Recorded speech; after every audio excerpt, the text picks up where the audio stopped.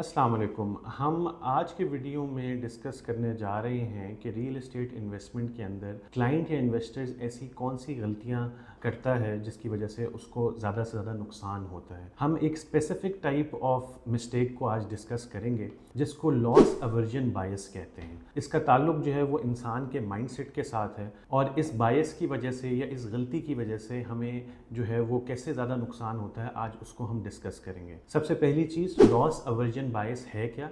Loss aversion बायस को अगर आसान तरीके में बताया जाए तो ये ऐसा है कि इंसान को जब 1 रुपये का मुनाफा होता है तो उस पर जो उसको खुशी होती है उसके मुकाबले में अगर उसको 1 रुपये का नुकसान हो तो नुकसान के ऊपर जो दुख है वो उस खुशी से बहुत ज़्यादा है। इसी वजह से लोग नुकसान को रियलाइज़ करते हुए जो है वो अवॉइड करते हैं। रियलाइज़ करने का मतलब ये है कि एक चीज़ आपके नुकसान में है तो आप उसको बेचते हुए रिलक्टेंट होते हैं कि बेचेंगे तो हमें नुकसान करना पड़ेगा।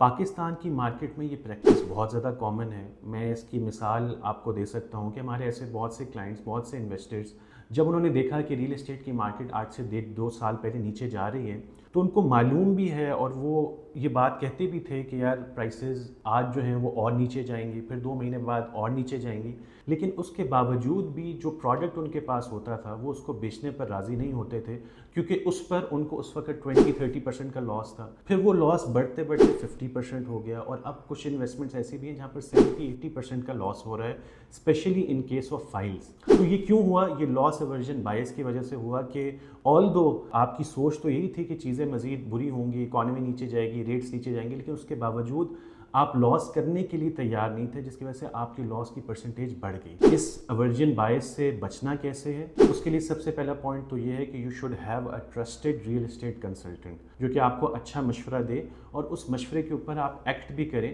क्योंकि जाहिर है मार्केट की नॉलेज उसके पास आपसे ज़्यादा है।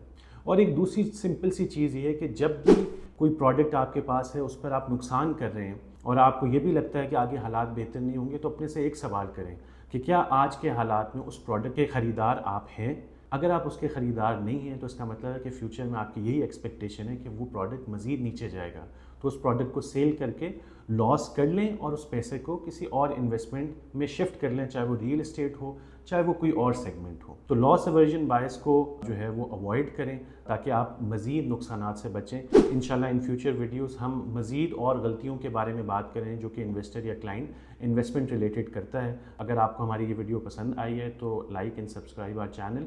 Thank you for watching this video.